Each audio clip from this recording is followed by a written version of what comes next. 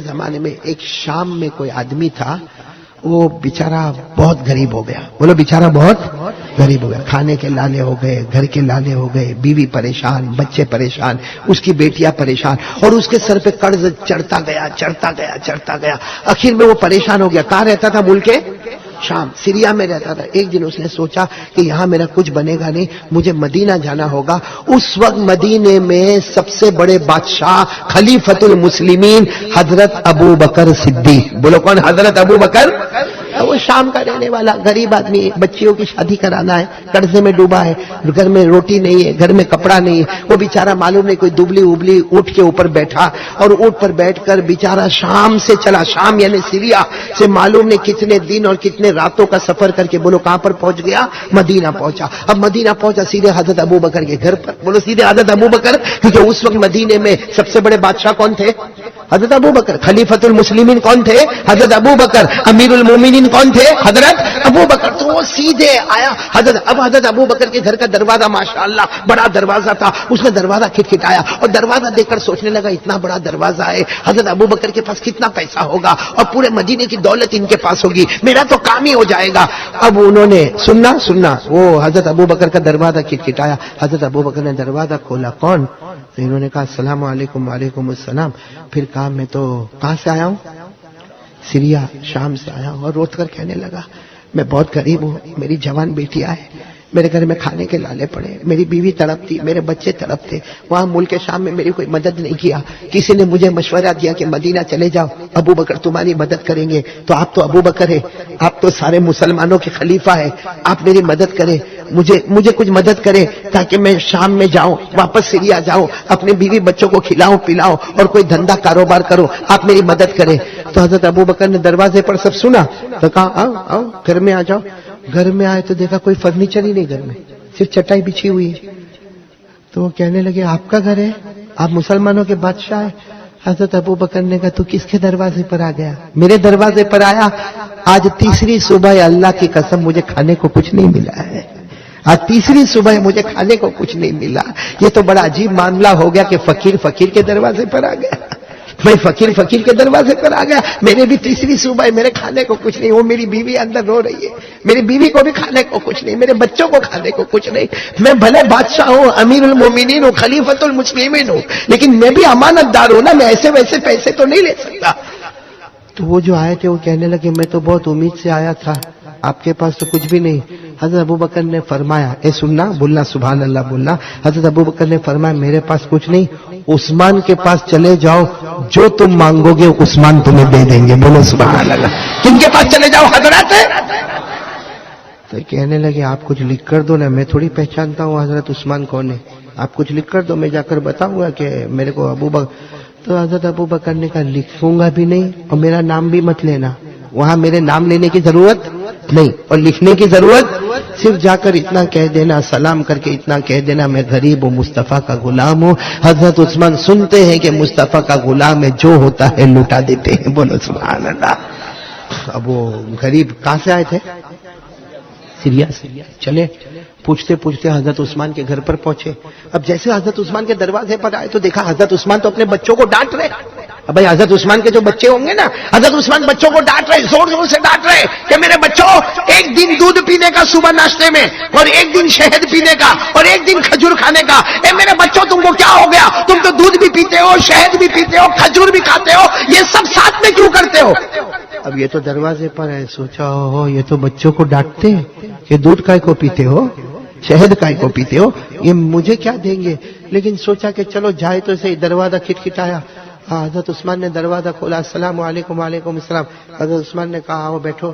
انہوں نے کہا میں سیریا سے آیا ہوں، ملک شام سے آیا ہوں، بہت غریب ہوں، قرضے میں ڈوبا ہوں، میری جوان بیٹیوں کا نکاح کرانا ہے، میرے گھر میں کھانے کے لالے پڑے ہیں، اور ساتھ میں کیا کہا معلوم؟ میں غریب ہوں اور مصطفیٰ کا غلام ہوں. بولو مصطفیٰ کا. حضرت عثمان نے کہا آپ بیٹھو. جیسے آپ بیٹھے نا تو یہ دودھ کا پیالہ آ گیا، اس کے بعد میں شہد کا پیالہ آ گیا، اس میں کھجور کا حلوہ آ گیا. تو سوچنے لگے بچے کو تو دودھ اور کھجور کے واسطے ڈانٹتے تھے اور میرے کو دودھ بھی دے دیا، شہد بھی دے دیا، اور یہ بیچارے مسافر تھے، کتنے دن کے بھوکے تھے، انہوں نے دودھ بھی پی لیا، شہد بھی پی لیا، کھجور کا حلوہ بھی کھا لیا. اس کے بعد میں حضرت عثمان نے فرمایا دیکھو باہر اونٹ کھڑا ہے، باہر ایک اونٹ, تمہارا یہ اونٹ ہے نا بہت دبلا پتلا ہے, اس کو یہاں چھوڑ دو, دیکھو ایک بڑا تازہ اونٹ میں نے رکھا ہے اور دوسرا بھی ایک اونٹ رکھا ہوا ہے, ایک اونٹ پر تم بیٹھ جاؤ اور دوسرے اونٹ پر میں نے کپڑے بھی رکھا, برتن بھی رکھا, گلہ بھی رکھا, اناج بھی رکھا, تم کو 1 سال تک کوئی فکر کی ضرورت نہیں, آرام سے جاؤ, بیوی بچوں کا پیٹ بھرو. اور سنو ایک بڑا ٹھیلا دیا, اس میں 6000 سونے کے ٹکڑے رکھے ہوئے ہیں, جس کو دینار بولتے, دینار, 6000 دینار رکھے ہوئے, یہ بھی لے کر جاؤ. تو یہ تو ایک دم بھائی کوئی بھی آدمی کاپنے لگے کہ یہ اونٹ میں میرے کو بیٹھنے کا, وہ دوسرا اونٹ میں کپڑا بھی میرا, برتن بھی میرا, زیورات بھی میرے, گلہ بھی میرا, اناج بھی میرا, ساری چیزیں, اور آپ نے مجھے 6000 دینار دے دیے, اتنی بڑی رقم آپ نے مجھے دے دی. بس وہ لے کر جانے لگے. پھر ان کو خیال آیا کہ میں لے کر جاتا ہوں, کم سے کم جزاک اللہ تو بولوں, کم سے کم شکریہ تو ادا کروں, اور کم سے کم تھینک یو تو بولوں. یہ واپس آئے اور آ کر کہنے لگے, عثمان میں آپ کا شکریہ ادا کرنے آیا, آپ نے مجھے گلہ بھی دے دیا, اناج بھی دے دیا, جانور بھی دے دیا, سواری بھی دے دی, کپڑا بھی دے دیا, برتن بھی, اور 6000 سونے کے ٹکڑے دیے, میں آپ کو جزاک اللہ بولنے آیا. تو حضرت عثمان نے فرمایا, میرے کو نہیں بولو, جاؤ ابو بکر کو بول لو. کس کو بولو؟ تو وہ کہنے لگے, نہ مجھے حضرت, ان کو منع کیا تھا نا, کہا نا حضرت ابو بکر. حضرت عثمان نے کہا, جاؤ چلے جاؤ, ہم نبی کے غلام ہیں, ان آنکھوں سے کم دیکھتے ہیں, ان آنکھوں سے زیادہ دیکھتے ہیں. ہم ہماری یہ آنکھوں سے, بصارت والی آنکھوں سے ہم کم دیکھتے ہیں, بصیرت والی آنکھوں سے. چلو یہ کون سخاوت کرنے والے کون؟ اچھا یہ بتاؤ, وہ جو غریب آئے تھے انہوں نے سوچا ہوگا کہ 6000 دینار دیں گے, سوچا ہوگا 1000 دیں گے, 2000 دیں گے, لیکن مشہور ہے نا, آدمی کی سوچ ختم ہوتی ہے, حضرت عثمان کی سخاوت وہاں سے شروع ہو جاتی ہے. لیکن اب میں آپ کو مدعے پر آؤں, یہ کون سا زمانہ؟ حضرت ابو بکر کا زمانہ, حضرت عثمان نے اتنا دیا. اچھا پھر کن کا زمانہ آیا؟ حضرت عمر امیر المومنین. اس کے بعد امیر المومنین کون بن گئے؟ خود حضرت عثمان. بھائی حضرت ابو بکر کے بعد حضرت عمر, اور حضرت عمر کے وصال مبارک کے بعد خود. اب بتاؤ حضرت عثمان کے پاس کتنی دولت ہوگی, کیونکہ پہلے سے خود مالدار ہے. ان کے پاس معلوم نہیں مدینے کے کتنے کھیت ہیں, کتنے باغات ہیں, کتنی زمین ہے, کتنی جائیداد ہے, کتنی پراپرٹی ہے. حضرت عثمان کے پاس بہت کچھ ہے. بولو مالداروں کے مالدار کون تھے؟ بولو حضرت. لیکن اب میری ماں, بہنیں, بیٹیاں سب لوگ سننا, یہ پوائنٹ پر آ رہا ہوں, بات ختم کر رہا ہوں. حضرت عثمان جو ہے نا بہت مالدار تھے. بولو بہت. لیکن جب جیسے ابھی احمد آباد میں کیسے رات ہو گئی, 12:30 بج گئے نا, بولو بج گئے نا, ویسے وہاں مدینے میں بھی جب رات ہو جاتی تھی نا, آپ امیر المومنین بادشاہ ہے, آپ کے پاس دولت کی کوئی کمی نہیں, لیکن رات کو جب بالکل اندھیرا ہو جاوے نا, سب لوگ سو جاوے, تو حضرت عثمان سیدھا سادہ کپڑا پہنتے تھے اور سیدھے قبرستان جاتے تھے. بولو ہر رات کہاں جاتے تھے؟ اور میرے پیاروں, میری ماں, بہنیں, بیٹیوں سنو, حضرت عثمان قبرستان میں پاؤں رکھتے تھے, اتنا روتے یہاں سے آنسو نکلتے, آپ کی داڑھی مبارک سے آنسو کے قطرے ٹپکتے تھے. کہاں جا کر روتے تھے؟ میں نے بولو کہاں جا کر؟ ابھی تو قبرستان میں پاؤں رکھا روتے تھے. اب قبرستان میں اس زمانے میں بہت سارے لوگ ایسے رات کو جاتے تھے. اب ایک صحابی دیکھتے تھے کہ حضرت عثمان روز آتے ہیں اور روز آ کر روتے ہیں, اور اتنا روتے کہ آپ کی داڑھی مبارک سے آنسو کے قطرے آتے. تو ایک صحابی نے ایک دن پوچھا, امیر المومنین, بھائی حضرت عثمان تو امیر المومنین تھے, کہا آپ اتنا قبرستان میں کیوں روتے ہو؟ آپ کے سامنے جنت کا ذکر آتا ہے, آپ نہیں روتے؟ آپ کے سامنے جہنم کا ذکر آتا, آپ نہیں روتے؟ آپ اتنا کیوں روتے ہو؟ حضرت عثمان, اے احمد آباد والے سنو, حضرت عثمان نے زور سے چیخ ماری اور کہا, میں نے میرے نبی کو کہتے ہوئے سنا ہے, یہ قبرستان اور یہ قبر, یہ آخرت کی منزلوں میں پہلی منزل ہے. بولو آخرت کی منزلوں میں.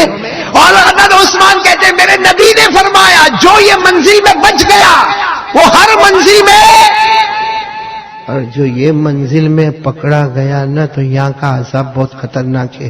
جو یہ منزل میں پکڑا گیا ہر منزل میں پکڑاتا جائے گا.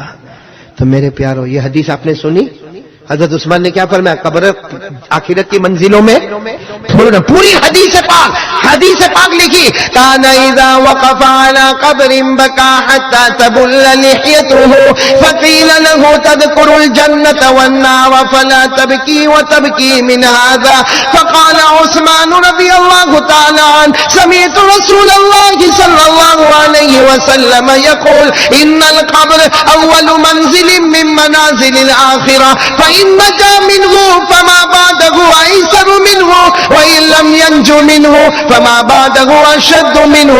حضرت عثمان فرماتے قبر آخرت کی منزلوں میں بولو سب سے جو اس میں بچ گیا، آواز نہیں آ رہی، جو اس میں بچ گیا اور جو اس میں پکڑا گیا۔ بہت پیارا واقعہ دل کو ہلا دینے والا واقعہ میرے دوستوں، مکہ مکرمہ میں جناب نبی کریم صلی اللہ علیہ وسلم، ساتھ میں کہہ دو صلی اللہ علیہ وسلم۔ میرے دوستوں مکہ مکرمہ میں ہمارے آقا محمد رسول اللہ صلی اللہ علیہ وسلم ایک گلی سے گزر رہے ہیں، اور گلی کے کنارے پر وہ ظالم بیٹھا ہوا جس کو ہم ابو جہل کہتے ہیں۔ گلی کے کنارے پر ابو جہل بیٹھا ہوا اور اس کے ساتھ اس کے دوست احباب بیٹھے ہوئے، اور شراب کا دورہ چل رہا، اور ہمارے آقا محمد رسول اللہ صلی اللہ علیہ وسلم وہاں سے گزر رہے۔ آپ کو معلوم ہے ہمارے نبی کی شان یہ تھی کہ آپ جب راستے سے گزرتے تھے آپ کی آنکھیں جھکی ہوئی ہوتی، آپ کی نگاہیں جھکی ہوئی ہوتی۔ ہمارے نبی صلی اللہ علیہ وسلم اس گلی سے گزر رہے، گلی کے کنارے ابو جہل بیٹھا ہے اور اس کے دوست احباب بیٹھے۔ بس میرے دوستو ابو جہل کی نظر پڑی کہ محمد رسول اللہ صلی اللہ علیہ وسلم گزر رہے،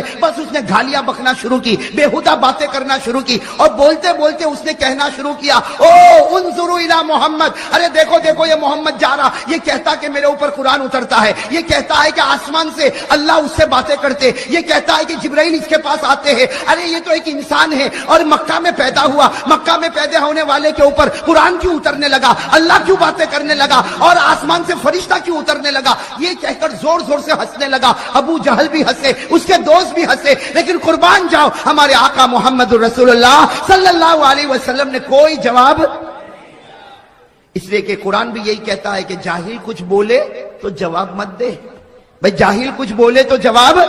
اللہ نے فرمایا وَإِذَا خَاطَبَهُمُ الْجَاهِلُونَ قَالُوا سَلَامًا، اللہ فرماتے اگر کوئی جاہل تیرے سامنے کچھ بولے سلام کر کے چلا جا، آگے جواب دینے کی ضرورت نہیں۔ وَإِذَا سَمِعُوا اللَّغْوَ أَعْرَضُوا عَنْهُ وَقَالُوا لَنَا أَعْمَالُنَا وَلَكُمْ أَعْمَالُكُمْ سَلَامٌ عَلَيْكُمْ لَا نَبْتَغِي الْجَاهِلِينَ۔ اللہ فرماتے بڑے نیک ہے وہ لوگ جو جاہلوں کی باتوں میں نہیں آتے، صاف صاف کہہ دیتے تم پر سلام، تم تمہاری زندگی، ہم ہماری زندگی۔ تو ہمارے آقا صلی اللہ علیہ وسلم بھی مکہ کی گلی سے کہو گزر رہے، کوئی جواب دیا؟ بھائی ساتھ میں کہو کوئی جواب دیا؟ تو ابو جہل کو بڑا غصہ آیا کہ محمد کو اتنا سب بولا لیکن محمد نے کوئی جواب نہیں دیا، تو اپنے دوستوں کو کہا 11-12 دوست سے کہا اٹھو ان کے پیچھے چلو۔ اب وہ 11-12 سب کے سب گلی کے کنارے سے نکلے اور ہمارے نبی کے پیچھے چلنے لگے اور بےہودہ باتیں کرنے لگے، گالیاں بکنے لگے، ہمارے آقا محمد رسول اللہ صلی اللہ علیہ وسلم پر پتھر مارنے لگے۔ ہمارے آقا صلی اللہ علیہ وسلم پیچھے مڑے اور کہا تم چاہتے کیا ہو، ای شیء تریدون، تم چاہتے کیا ہو؟ تو ابو جہل نے کہا ہم یہی چاہتے ہیں کہ تم ایک مرتبہ کہہ دو کہ میں نبی نہیں ہوں، تم ایک مرتبہ کہہ دو میں رسول نہیں ہوں۔ ہمارے آقا صلی اللہ علیہ وسلم کی آنکھوں میں آنسو آئے، فرمایا اگر تم لوگ ایک ہاتھ میں سورج رکھ دو اور ایک ہاتھ میں چاند رکھ دو اور کہو کہ میں یہ کہوں کہ میں نبی نہیں، میں مر سکتا لیکن کہوں گا میں نبی ہوں، میں پیغمبر ہوں، قرآن مجھ پر اترا، اللہ مجھ سے باتیں کرتا اور جبرائیل مجھ سے باتیں کرتا، اور اللہ کسی کو نبی بنائے اسے کوئی روکنے والا نہیں ہو سکتا۔ نعرہ تکبیر، نعرہ تکبیر، محمد کا دامن۔ اللہ اگر کسی کو نبی بنائے تو کوئی روک نہیں سکتا۔ تو وہ جتنے ابو جہل کے ساتھ تھے انہوں نے کہا آپ سچ بتاؤ آپ نبی ہے؟ ہمارے نبی نے کہا بے شک کہو، بے شک میں نبی ہوں۔ کہا آپ رسول ہے؟ کہا بے شک میں رسول ہوں۔ کہا اللہ آپ سے باتیں کرتے؟ کہا اللہ باتیں کرتے۔ آسمان سے فرشتہ میرے پاس آتا، میں غار ہرا میں تھا، اللہ نے فرشتے کو بھیجا، اور صرف فرشتہ آتا نہیں جبرائیل آتے ہیں اور اللہ کے حکم سے میرے قدموں کو بھی چومتے ہیں۔ سبحان اللہ۔ اب میرے دوستو سننا، وہ جتنے تھے تھوڑی دیر کے لیے سناٹے میں آئے اور کیا کہا، آپ اپنا چہرہ اس طرف کر دو۔ ہمارے نبی کو کہا آپ اپنا چہرہ ہمارے آقا صلی اللہ علیہ وسلم نے کہا بھائی کیا ضرورت ہے کہ میں چہرہ اپنا دوسری طرف کر دوں؟ کہا نہیں، آپ اپنا چہرہ اس طرف کر دو، آج ہم آپ کا امتحان لینا چاہتے، قربان جاؤ۔ ہمارے آقا محمد رسول اللہ صلی اللہ علیہ وسلم نے اپنے چہرے انور کو پھیرا، انہوں نے جلدی جلدی اپنے ہاتھوں میں کوئی چیز کو اٹھایا، کسی نے کنکر کو اٹھایا، کسی نے پتھر کو اٹھایا، کسی نے لکڑی کو اٹھایا، کسی نے کھجور کی چھال کو اٹھایا، کسی نے مٹی کو اٹھایا، یہ 12-13 تھے، سب نے چھوٹی چھوٹی چیز کو اپنے ہاتھوں میں اٹھایا اور اپنی مٹھی کو یوں بند کر دیا اور پھر کہا اے نبی اب ہماری طرف دیکھو۔ ہمارے آقا صلی اللہ علیہ وسلم نے دیکھا، اب وہ 11 کے 12 سب کی مٹھی بند ہے، کسی کی مٹھی میں پتھر، کسی کی مٹھی میں کنکر، کسی کی مٹھی میں لکڑی، کسی کی مٹھی میں کھجور کی چھال، کسی کی مٹھی میں مٹی ہے، کسی کی مٹھی میں کوئی چمڑے کا ٹکڑا ہے، سب نے اپنی مٹھی کو بند کیا اور کہا اگر آپ نبی ہے، اگر آپ پیغمبر ہے، اگر قرآن آپ پر اترتا ہے، اگر اللہ آپ سے باتیں کرتے ہیں، اگر جبرائیل آپ کے پاس آتے ہیں تو بتاؤ ہماری مٹھی میں کیا ہے؟ اگر بتاؤ گے تو ہم آپ کو نبی مانیں گے اور اگر نہیں بتاؤ گے تو ذلیل کر کے آپ کو مکہ سے نکال دیں گے۔ میرے دوستو، میں آپ سے پوچھتا ہوں کیسا کڑا امتحان ہوگا؟ ارے ہوگا کہ نہیں ہوگا؟ قربان جاؤ میرے دوستو، حدیث پاک سنو، حدیث پاک میں کیا لکھا؟ فتبسم رسول اللہ صلی اللہ علیہ وسلم، فتبسم رسول اللہ صلی اللہ علیہ وسلم، ہمارے نبی ان 11-12 کی طرف دیکھ کر مسکرانے لگے۔ کہو سبحان اللہ۔ آپ تو مسکراتے تھے تو جنت بھی جوانی آ جاتی تھی۔ ہمارے آقا صلی اللہ علیہ وسلم نے 11-12 کو دیکھا اور مسکرا کر کہنے لگے جو نبی آسمان کی باتیں بتاتا ہو وہ یہ کیوں نہیں بتا سکتا کہ تیری مٹھی میں کیا ہے؟ سبحان اللہ۔ جو نبی آسمان کی باتیں بتاتا ہو، جو نبی جبرائیل سے باتیں لیتا ہو، جو نبی پروردگار سے باتیں کرتا ہو، وہ یہ کیوں نہیں بتا سکتا کہ تیری مٹھی میں کیا، تیری مٹھی میں کیا، تیری مٹھی میں کیا؟ ہمارے نبی نے مسکرا کر کہا کمال یہ نہیں کہ میں بتاؤں تمہاری مٹھی میں کیا ہے، کمال یہ ہوگا کہ تمہاری مٹھی میں جو چیز ہے وہ بتائے گی کہ میں کون ہوں۔ سبحان اللہ، سبحان اللہ۔ کمال یہ نہیں کہ میں بتاؤں تیری مٹھی میں کیا، اور عجیب بات ہے ہمارے نبی بتاتے بھی گئے، کہو سبحان اللہ۔ کہا کمال یہ نہیں کہ میں بتاؤں تیری مٹھی میں کیا، تیری مٹھی میں کنکر ہوگا، اس کی مٹھی میں حقیقت میں کنکر ہے، تیری مٹھی میں پتھر ہوگا، تیری مٹھی میں لکڑی کا ٹکڑا ہوگا، تیری مٹھی میں چمڑے کا ٹکڑا ہوگا، تیری مٹھی میں کھجور کی چھال ہوگی۔ کہا کمال یہ نہیں کہ میں بتاؤں تیری مٹھی میں کیا، تمہاری مٹھی خود بتائے گی کہ میں کون ہوں۔ ہمارے نبی نے اتنا فرمایا۔ کتنے تھے؟ 11-12 تھے نا، سب یوں کھڑے ہوئے تھے یوں، اور سب نے مٹھی کو ٹائٹ بند کیا ہوا تھا اور بالکل مضبوطی کے ساتھ بند کیا، لیکن ہمارے نبی نے فرمایا تیری مٹھی بتائے گی کہ میں کون ہوں۔ تو ہر ایک کی مٹھی کبھی ادھر حرکت کرے، وہ کہے آٹومیٹک ایسا کیسا ہوگا، پھر یوں کرے، پھر وہ مٹھی ادھر حرکت کرے، پھر وہ اپنی مٹھی کو صحیح کرے۔ ہمارے نبی نے کہا چھوڑ دے، اب تو وہ نبوت کی گواہی دینے والی ہے۔ سبحان اللہ۔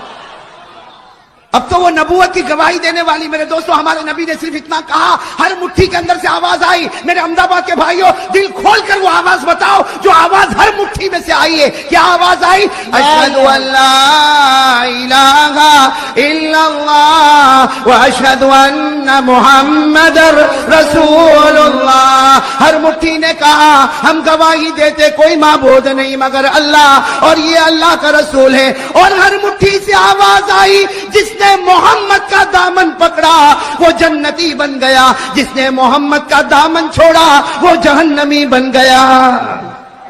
میرے دوستو کتنے تھے؟ 11-12 تھے نا۔ جب سب کی مٹھی سے آواز آنے لگی تو سب نے کہا، سب نے، صرف ابو جہل نہیں، باقی جتنے تھے سب نے ایک آواز کہا کہ اگر بے جان کنکر، اگر بے جان پتھر، اگر بے جان لکڑی، اگر بے جان کھجور کی چھال، اگر بے جان چمڑے کا ٹکڑا یہ نبی کو پہچان سکتا، ہم جان والے کیوں نہیں پہچان سکتے؟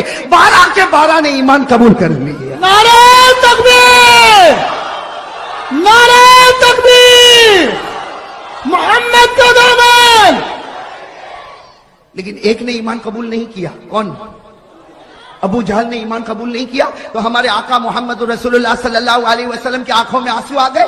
کہا اللہ، اے اللہ، سب نے قبول کر لیا لیکن یہ مکے کا چودھری، یہ مکے کا رئیس، یہ مکے کا چودھری، یہ مکے کا رئیس، یہ مکے کا سرپنچ، یہ مکے کا بڑا، اس نے ایمان قبول نہیں کیا، اللہ باقی سب نے ایمان قبول کر لیا۔ اللہ تبارک و تعالیٰ نے فرمایا جس کو میں ہدایت دوں اس کو ہدایت ملتی۔ میں نہیں چاہتا کہ مکے کا سردار ایمان قبول کرے، میں تو چاہتا حبشے کا کالا کلوٹا بلال ایمان قبول کر لے۔ سبحان اللہ۔ اور ابو جہل کیا بولنے لگا؟ یہ تو جادو ہے۔ کہا یہ تو جادو ہے۔ ابو جہل نے اتنا کہا یہ جادو ہے، اللہ تعالیٰ نے فوراً آیت کریمہ اتاری جس سے ابو جہل کے چہرے پر ایک تماچا پڑا۔ اس نے کہا جادو ہے، اور حضرت جبرائیل آئے اور کہا ابو جہل کو کہہ دو وَإِن يَرَوْا آيَةً يُعْرِضُوا وَيَقُولُوا سِحْرٌ مُسْتَمِرٌّ وَكَذَّبُوا وَاتَّبَعُوا أَهْوَاءَهُمْ وَكُلُّ أَمْرٍ مُسْتَقِرٌ۔ جیسے ابو جہل نے کہا کہ جادو ہے، حضرت جبرائیل آئے اور کہا کہ ابو جہل کو کہہ دو تیرے ایمان کی ہم کو ضرورت نہیں، تو نشانیوں پر نشانی دیکھتا جائے گا اور جادو جادو بولتا جائے گا، حقیقت میں آسمان پر تیری ہدایت کا فیصلہ نہ ہوا ہے اور نہ کبھی ہونے والا۔ اللہ جس کو چاہے ہدایت دے، ہدایت دینے والا کون ہے؟ آقا محمد رسول اللہ صلی اللہ علیہ وسلم کی شان اور ہمارے نبی کا مقام کتنا اونچا۔ میرے بھائیو، وہ تو ہم نے ہمارے نبی کو جانا نہیں، بھائی ہم نے ہمارے نبی کو پہچانا نہیں۔ لکھا ہے روایت میں، تفسیر ابن کثیر میں لکھا ہے کہ ابو جہل کے پاس ایک بت تھا۔ بھائی بت سمجھتے ہو نا آپ، جس کو عربی میں صنم کہتے ہیں۔ تو ابو جہل کے پاس ایک چھوٹا سا بت تھا، بہت خوبصورت، اس نے خود بنایا تھا، اور ہمیشہ اس کی عبادت، سفر میں جائے تو اس کی عبادت، حضر میں رہے تو اس کی عبادت۔ لکھا ہے کہ برسوں سے ابو جہل اس کی عبادت کرتا تھا۔ کس کی عبادت کرتا؟ اس بت کی۔ ایک مرتبہ ابو جہل جب مکہ کی گلی میں نکلا تو دیکھا کہ کچھ لوگوں نے ایمان قبول کر لیا، اور پھر آگے چلا تو اسے خبر ملی کہ محمد اور ان کے ساتھی صلی اللہ علیہ وسلم ہمارے بتوں کی برائی بیان کرتے ہیں۔ بس ابو جہل کو بڑا غصہ آیا، بھائی وہ تو عرب کا سردار تھا، امیر تھا، بڑا غصہ آیا۔ غصے میں اپنے گھر میں آیا اور اس بت کو کہا، حالانکہ وہ تو پتھر کا ایک ٹکڑا ہے، اس بت کو کہا کہ تجھے معلوم ہے آج مکے کی گلیوں میں لوگ تجھے گالی دے رہے ہیں، تجھے معلوم ہے لوگ محمد پر ایمان قبول کر رہے ہیں، تجھے معلوم ہے تیری مکے کی گلیوں میں برائی ہوتی ہے، اس لیے آج میں چاہتا ہوں کہ برسوں سے میں نے تیری عبادت کی ہے، آج میں چاہتا ہوں کہ تجھے میں محمد کے پاس لے جاؤں اور تو محمد کے سامنے جا کر آج اپنے منہ کو کھولنا اور محمد کو گالی دینا تاکہ بدلہ برابر سرابر ہو جاوے۔ بھائی ابو جہل نے کس کو کہا؟ پتھر کے ٹکڑے کو۔ بھائی کس کو کہا؟ پتھر کے ٹکڑے کو۔ میرا عزیز دوستو، اب غصہ، پاگل پنا، دیوانہ اب لیا بت کو اور سیدھے ہمارے نبی کے پاس پہنچا۔ لکھا ہے کہ ہمارے آقا محمد رسول اللہ صلی اللہ علیہ وسلم اپنے گھر میں تشریف فرما، یہ بڑے غصے کے اندر آتا۔ ہمارے نبی پوچھتے ہیں کہ ابو جہل کو پوچھتے ہیں کہ کیا معاملہ، اتنا غصہ کس بات کا؟ ہمارے نبی پوچھتے ہیں کہ اتنا غصہ کس بات کا؟ تو ابو جہل نے کیا جواب دیا؟ بھائی ابو جہل نے کیا جواب دیا؟ ابو جہل نے کہا کہ یہ میں بت کو لے کر آیا ہوں، بھئی یہ بت کو میں لے کر آیا اور اس لیے لے کر آیا ہوں تاکہ یہ آج آپ کو گالی دے گا، آپ کی برائی بیان کرے گا۔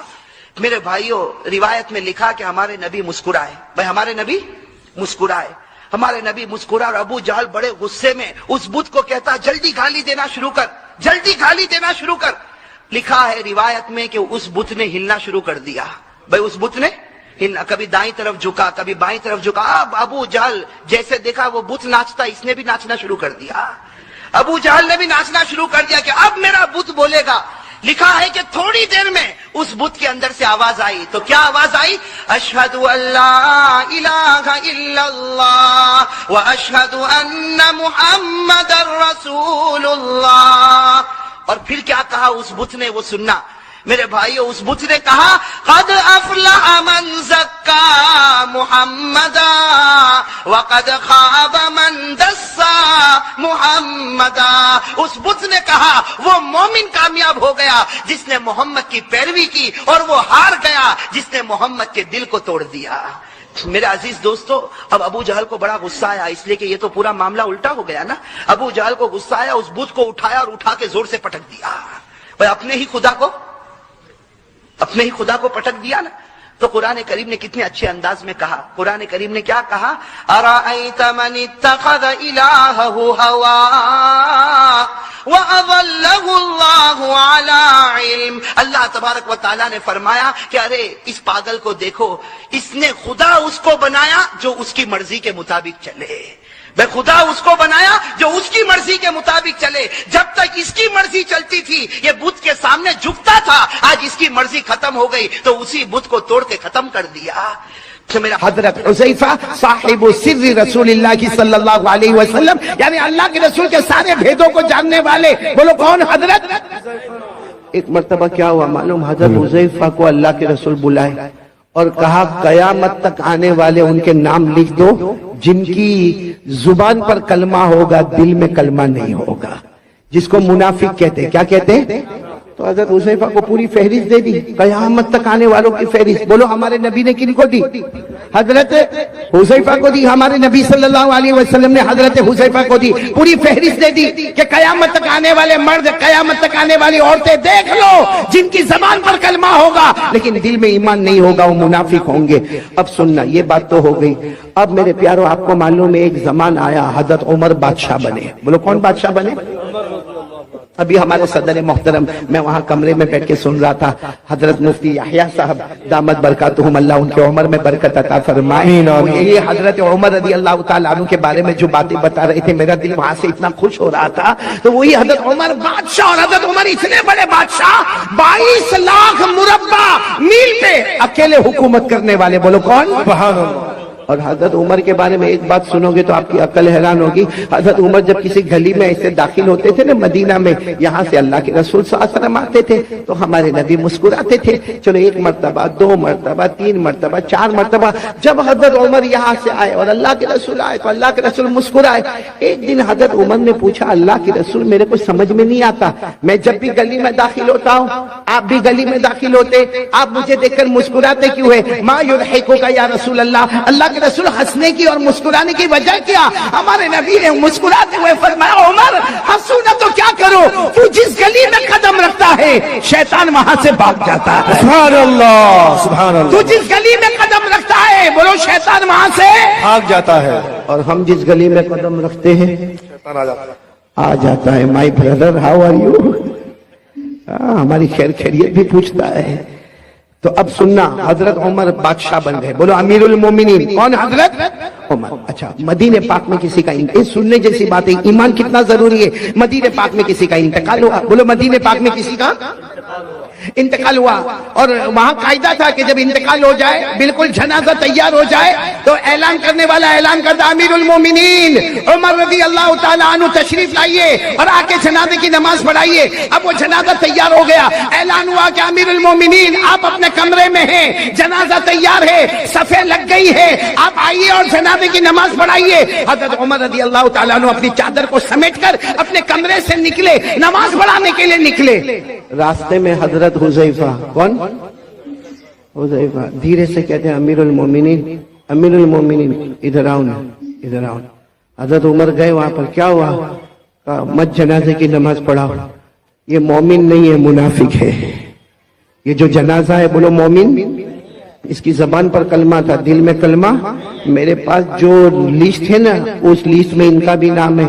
آپ جنازے کی نماز مت پڑھائیے، آپ چلے جائیے. حضرت عمر وہاں سے دوسری جگہ چلے گئے اور اعلان کر دیا صلو علی صاحبکم، ارے کوئی نماز پڑھا دو بھائی، کوئی جنازے کی نماز پڑھا دو، میں جا رہا ہوں، کوئی جنازے کی نماز پڑھا دو. یہ کہہ کر حضرت عمر دوسری گلی میں گئے، کسی نے جنازے کی نماز پڑھائی. خیر وہ جنازہ اٹھا، بولو وہ جنازہ اٹھا اور لوگ جانے لگے. جب حضرت حذیفہ جانے لگے تو حضرت عمر وہ گلی میں کھڑے تھے، وہاں سے کہتے حذیفہ ادھر آؤ. حضرت حذیفہ آئے، کہا کیا ہوا امیر المومنین؟ حضرت حذیفہ کہتے میرے اللہ کی قسم حضرت عمر کی داڑھی مبارک پر آنسو تھے، یعنی اتنی دیر میں اتنا روئے تھے کہ داڑھی مبارک بھیگ گئی تھی. حضرت حذیفہ نے کہا کیا ہوا؟ کہا وہ جو جنازے کی نماز نہیں پڑھائی کیونکہ ان کا نام وہ لسٹ میں تھا جو منافق ہے، جن کے دل میں کلمہ نہیں ہے. تو حضرت حذیفہ نے کہا اسی لیے تو میں نے آپ کو کہا کہ آپ جنازے کی نماز نہ پڑھائیں. حضرت عمر نے روتے روتے کہا حذیفہ تجھے اللہ کا واسطہ بتا، میرا نام تو اس میں نہیں ہے، مجھے اللہ کا واسطہ بتا میرا عمر کا نام تو اس میں نہیں، اللہ، کہیں میں منافق تو نہیں ہوں، میری زبان پر کلمہ ہے لیکن میرے دل میں کلمہ اللہ نے چھین لیا ہے۔ اے حذیفہ بتا دے۔ حذیفہ نے کہا نہیں کہا نہیں، تو ایک بار مجھے بتا دے۔ حضرت حذیفہ نے آخر میں کہا اللہ کا واسطہ، اللہ کی قسم، امیر المومنین عمر آپ کا نام نہیں ہے۔ لیکن حضرت حذیفہ کہتے حضرت عمر وہیں گھنٹے کھڑے رہ کے روتے گئے اور روتے روتے اپنے گھر گئے، پتہ چلا کہ رات کو کھانا نہیں کھائے، پوری رات اللہ کے سامنے روتے رہے، اللہ میرا ایمان بچا لینا، اللہ میرا ایمان بچا لینا، اللہ میرا ایمان بچا لینا۔ وہ امیر المومنین حضرت عمر، وہ اپنے ایمان کی فکر کرے جن کے بارے میں ہمارے نبی نے فرمایا تھا، وہ 10 صحابہ جن کو جنت کی بشارت دی، ان نے کہا تھا عمر انت فی الجنہ، عمر تم جنت میں ہوں گے۔ وہ عمر کو تو اپنے ایمان کی فکر ہے۔ اور میرے بھگوان پور والوں، ہم گناہ پہ گناہ کریں، ہمارا ایمان کیسا ہوگا؟ اور سب سے بڑا گناہ ہمارا موبائل۔ یہ کیا ہے؟ یہ چاروں طرف کیا ہے؟ کیا ہے یہ موبائل؟ گناہ نہیں تو کیا ہے؟ کیا ہے میرے پیاروں؟ چلو یہ ٹھیک ہے، یہ اسلامک ہے، یہ بیان ہے، یہ جائز ہے، لیکن یہی موبائل جب اکیلے ہمارے ہاتھ میں ہوتا ہے تو کیا بیان سنا جاتا ہے؟ رات کے 1 بجے کیا ہمیں کوئی نظم سننا ہے؟ ہم ہمارے بیٹے فردوس قمر کی نظم اور نعت کو سنتے رات کو 1 بجے، رات کو 1 بجے قاری احمد علی کا بیان سنا جاتا ہے۔ ٹھیک ہے، یہاں اس وقت یہ موبائل جائز ہے، حلال ہے، بالکل صحیح ہے، ثواب ہے، لیکن رات کے 1 بجے جب وہ ننگی عورت کو موبائل میں دکھایا جاتا ہے، پیچھے گانا بجتا ہے، اور ہم ہمارے دوست کو کہتے ہیں میرے پاس بہت اچھی کلپ آئی ہے، تجھے بھی بھیجتا ہوں۔ ہمارے موبائل میں جب زنا ہوتا ہے، ہمارے موبائل میں چوری ہوتی ہے، ہمارے موبائل میں چغلی ہوتی ہے، ہمارے موبائل میں جھوٹ بولا جاتا ہے، ہمارے موبائل میں بلیک میل کیا جاتا ہے، ہمارے موبائل میں پب جی کھیلا جاتا ہے، ہمارا انسٹاگرام، ہمارا ٹک ٹاک، ہمارا یوٹیوب، ہمارا سب حرام، سب حرام، سب گناہ۔ کسی میں بلیک میل، کسی میں زنا، کسی میں چوری، کسی میں بیاج کا سودا کیا جاتا ہے، کسی میں سود کا کاروبار کیا جاتا ہے، ارے کبھی کبھی چغلی کی جاتی ہے۔ اور معاف کرنا میرے پیارو، اسی موبائل کی وجہ سے بیوی بھی ناراض ہوتی ہے، بچوں کی تربیت بھی غلط ہوتی ہے، ماں بھی ناراض ہوتی ہے، ابا بھی ناراض ہوتا ہے، ایپیسوڈ پر ایپیسوڈ دیکھا جاتا ہے، گندی گندی فلمیں دیکھی جاتی ہے، آخری درجے کا گناہ کیا جاتا ہے۔ میرے بھگوان پور والوں، اللہ کی قسم، ہمارے گھر میں اگر طلاق ہوتی ہے تو اس کی وجہ بھی موبائل ہوتا ہے۔ اور یہ صرف ہم نہیں، ہماری جوان بیٹیوں کے ہاتھ میں موبائل، ہمارے جوان بچوں کے ہاتھ میں موبائل۔ اب باپ کے اندر ہمت نہیں، یہاں بہت سارے بیٹھے ہوں گے جو باہر بہت ہوشیاری کرتے ہوں گے، اس کو کہو کسی امام صاحب کو ڈانٹنا ہے، جا کے بنگالی زبان میں ڈانٹ کے آئے گا۔ اس کو کہو کسی اذان والے کو ڈانٹنا ہے، ڈانٹ کے آئے گا۔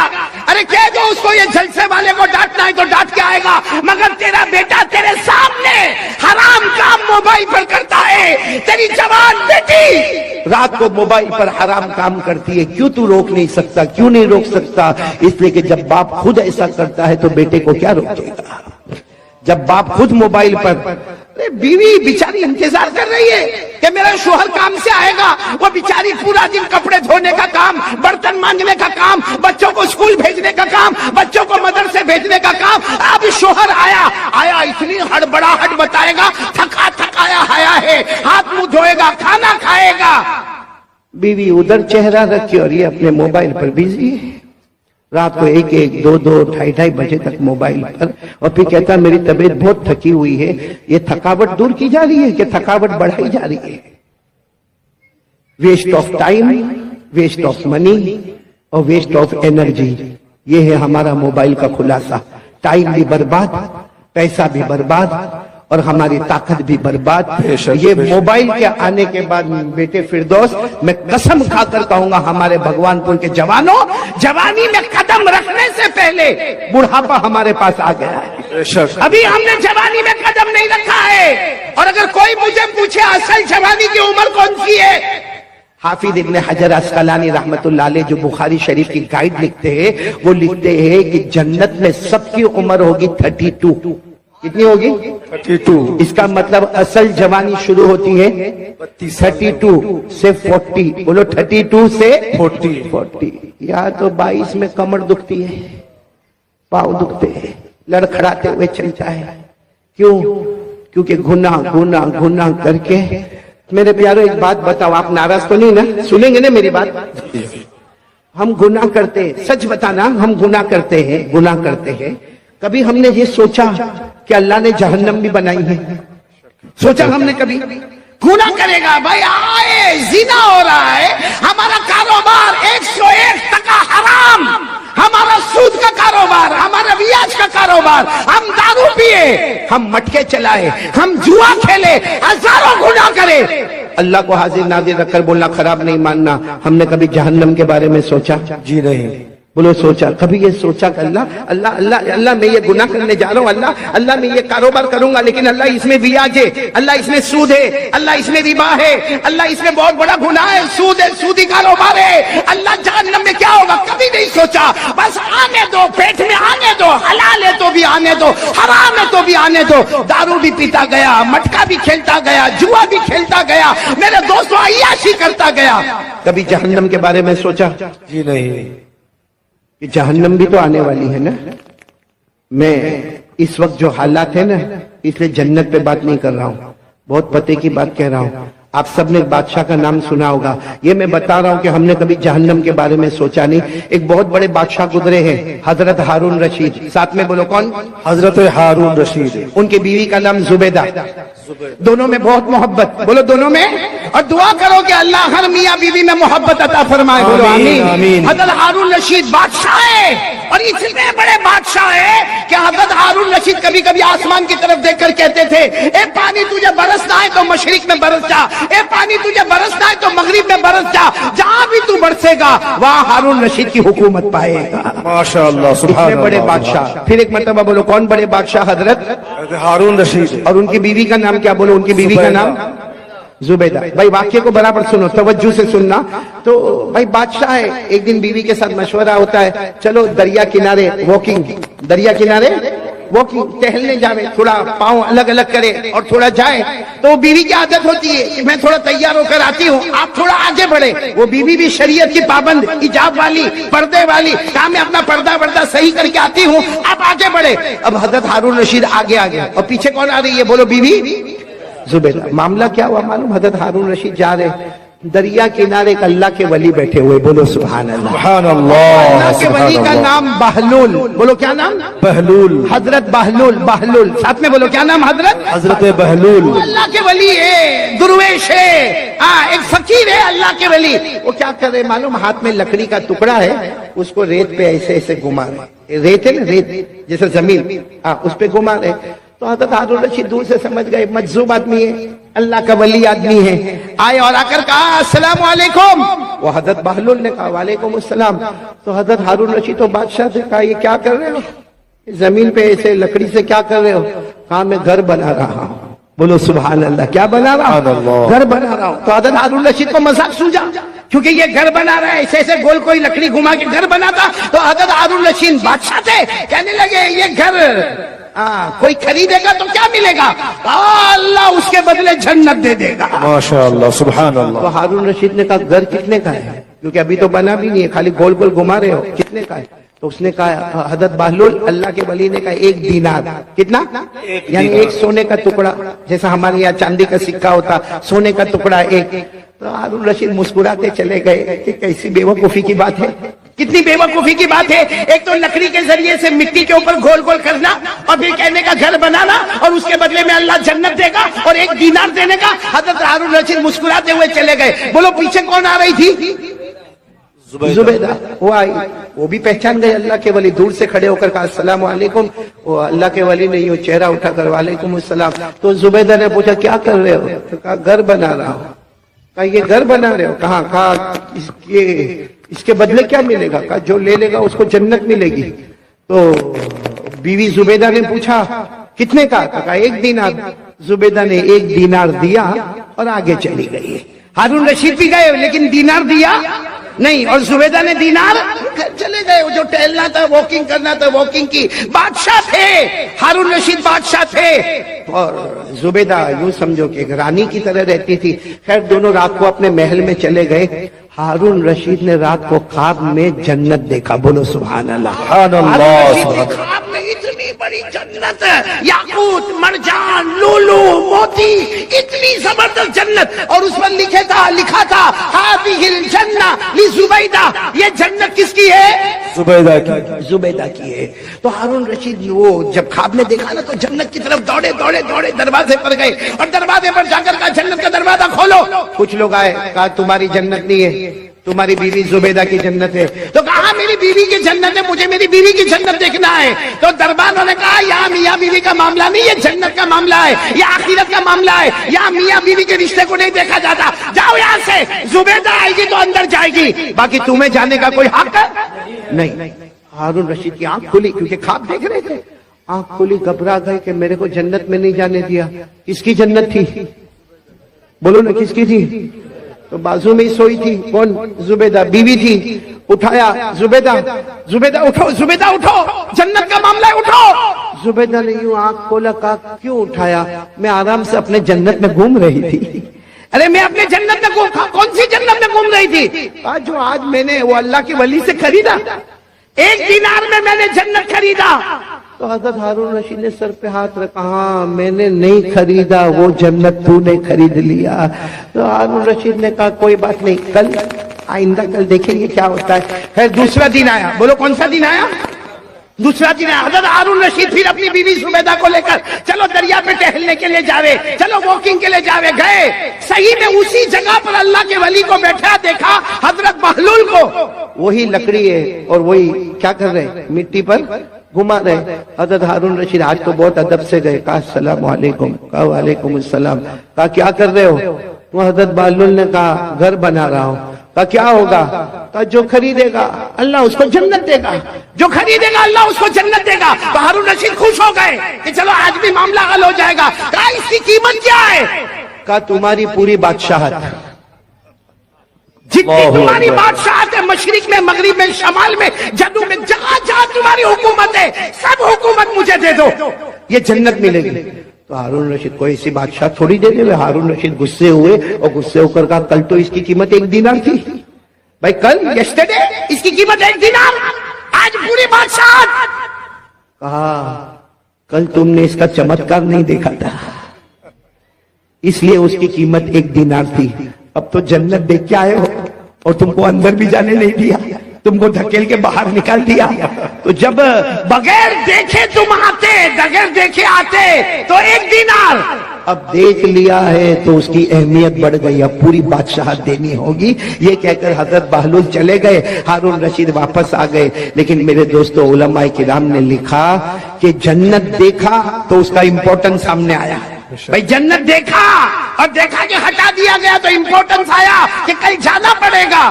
میرے پیاروں، ہم موبائل پر اتنا گناہ کرتے ہیں کیونکہ ہم نے کبھی جہنم کو دیکھا نہیں ہے اور جہنم کے بارے میں سوچا بھی نہیں ہے. کاش میرے پیاروں، میں آپ سے ہاتھ جوڑ کر کہتا ہوں مت موبائل پہ گناہ کرو. ہمارے بچے غلط راستے پر چلے جائیں گے. آج باپ اگر ننگی عورت کو ناچتا ہوا دیکھے گا، میں قسم کھا کر کہتا ہوں وہ دن نہ آوے کہ ہماری بیٹی کے ساتھ کوئی ایسا معاملہ ہو جائے، ہمارے بیٹے کے ساتھ ایسا کوئی معاملہ ہو جائے. میرے دوستو اللہ کے واسطے جہنم سے ڈرو. اب یہ وہ زمانہ آ گیا ہے میرے پیاروں، وہ زمانہ آ گیا کہ قیامت ہمارے قریب سے قریب آ رہی ہے. اور میرے پیاروں جہنم اتنی خطرناک، اللہ کی قسم جہنم اتنی خطرناک ہے کہ جب قیامت میں اگر اللہ نے ہمارے بارے میں جہنم کا فیصلہ کیا نا تو اللہ پوچھیں گے چل تو نہیں کچھ دیتا ہے تو جہنم سے بچا لو. تو السلام علیکم. آپ حضرات کو یہ بیان اچھا لگا ہوگا. بیان اچھا لگے تو ویڈیو کو لائک کریں اور چینل کو سبسکرائب کریں اور پیارا سا کمنٹ کریں اور پھر بعد میں ملتا ہے. اللہ حافظ.